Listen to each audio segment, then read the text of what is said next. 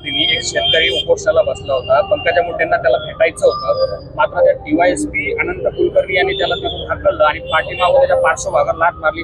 सर्व स्तरातून संताप व्यक्त होतोय. रोहित पवारांनी ट्विट केलंय, काय सांगतो? त्याला लाथ मारली पाहिजे त्या DYSP ला. हो, आम्ही किमान एक मोठं पोस्टर DYSPच्या ढुंगणावर आम्ही लाथ मारून तो कोणाच्या तिकडे त्याला मारताना दाखवलेला आहे. ह्या अशा प्रकारची जर मस्ती येत असन, हे मंत्री आला तर तुम्ही मतदाराला लाथ मारणार आणि निवडणूक आली तर त्याच्या घरापर्यंत जाणार. ते पंकजाताईला समजायला पाहिजे. पंकजाताईनं लगेच त्याच्यात निश्चित करायला पाहिजे. त्यांच्या दौऱ्यामध्ये जर असं होत असन आणि त्यांच्या निमित्तानं असं होत असन तर पंकजाताईला एवढी समज तर आहेच. आणि मग आमचे ते सगळ्यात जगपातळीवरचे जे हुशार आमचे मुख्यमंत्री आहेत, तज्ज्ञ, त्या गृहमंत्री आहेत, त्यांनी त्यांचा पोलीस असा वागत असेल तर त्यांनी लगेच दखल घ्यावी. सस्पेंड न काय होतं त्याला? त्या शेतकऱ्याकडून त्याच्या ढुंगणावर लाथ मारली पाहिजे. भाऊ, एकनाथ शिंदेंना लॉटरी लागली होती, ते मुख्यमंत्री झाले, परंतु त्यांना टिकवता आलं नाही असं मंत्री गणेश नाईक यांनी टोललं.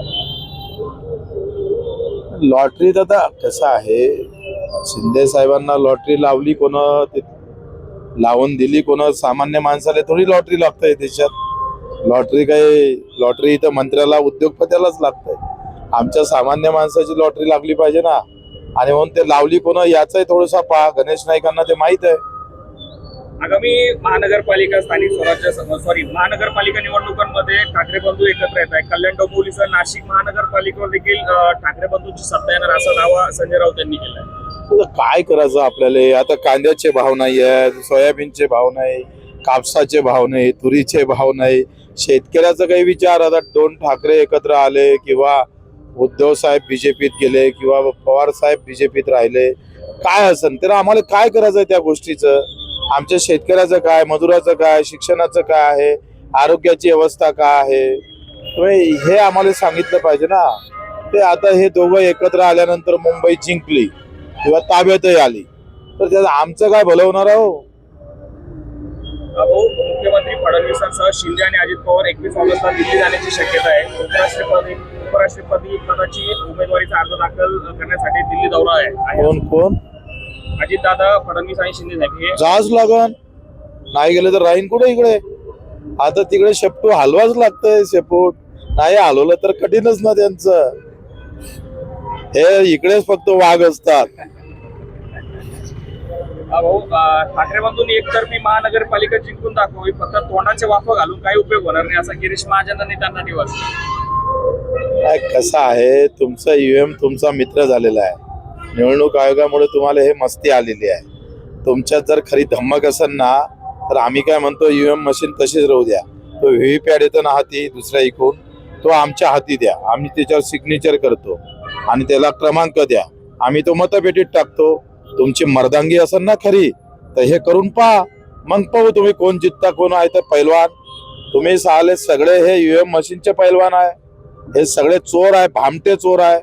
या गावातला आमचा जेप कटर परवडला, हे त्याच्यापेक्षा नालायक आहे. शेवटचा प्रश्न घेतोय. ईडीची संस्था आहे जिचा अनेक मंत्र्यांना त्रास झाला, मात्र निघालं काही नाही. ईडीला सुप्रीम कोर्टाने छापलं की तुम्ही जे प्रकरण उकरून काढले त्यात त्रास होतोय, बाकी बाहेर काही आलं नाही. आता मागेच छापलं. बाबासाहेब आंबेडकरांच्या पुतळ्यासमोर उभा मी आणि गवई साहेबांना मी सॅल्यूट करतोय.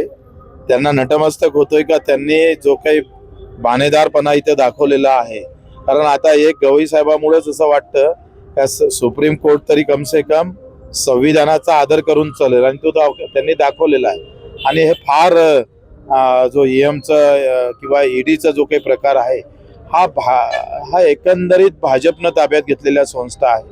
आणि जसा म्हणाल तसा वापर करून त्याला तोडफोड करून संविधानाचा सगळा चिरफाड करून इथे सगळं संपूर्ण आम्ही पाहतोय. हे म्हणाले लोकशाही राहील, पण ते पाहिलं तर भाजपची हुकुमशाही राहणार अशी व्यवस्था आणून ठेवली आहे. आणि शेवटचा प्रश्न, कांदा हा आपला नाशिक जिल्ह्याचा जीवन मरणाचा प्रश्न आहे. बांगलादेशने आता निर्यात बंदी उठवली, मात्र शेतकऱ्यांचा कांदा सडलाय. आता मागे आपण कांदा प्रश्नावर आंदोलन केलं, आपल्या एवढ्यातही मोठं आंदोलन झालं. आता शेतकऱ्यांकडे कांदा संपलेला असताना निर्यात बंदी उठून काय होतं? असंच होतं ना नेहमी.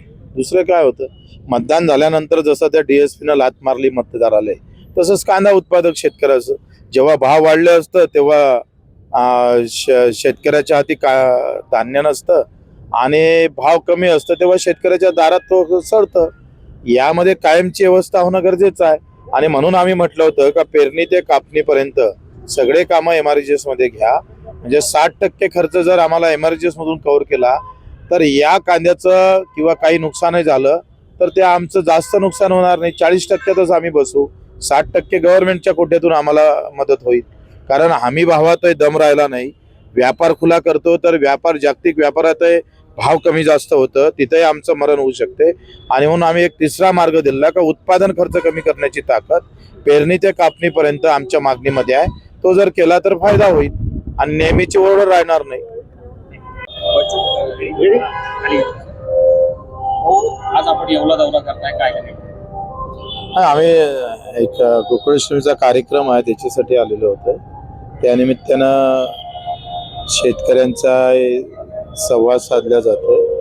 इथून आता गंगापूर तिथे सुद्धा गोकुळाष्टमीचाच कार्यक्रम आहे. तेवढंच निमित्त आहे, दुसरं काही नाही. आता हा सणाचे दिवस आहे ना. आगामी ज्या निवडणुका येत आहेत स्थानिक स्वराज्य संस्थेच्या, आरक्षण स्वतंत्र लढणार की युती आघाडी?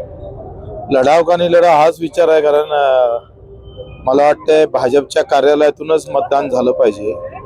मतदान केंद्र सगळे संपवले पाहिजे आणि भाजपनं त्यांच्या कार्यालयात ऑफिसमध्ये मतपेट्या ठेवून त्यांनीच बटणं दाबावं.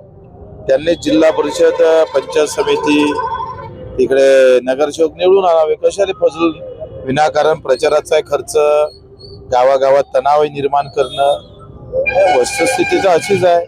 माझ्याही मतदारसंघात 13,000 नावं डबल सापडलेली आहे. सगळ्या इकडे लोकशाहीचं पतन करण्याचं जर काम होत असेल तर निवडणूक आयोगाला आम्ही एक पत्र देणार आहोत का आता सरकारी कार्यालयात, शाळेत मतदान केंद्र न ठेवता भाजपच्या कार्यालयात ठेवावं.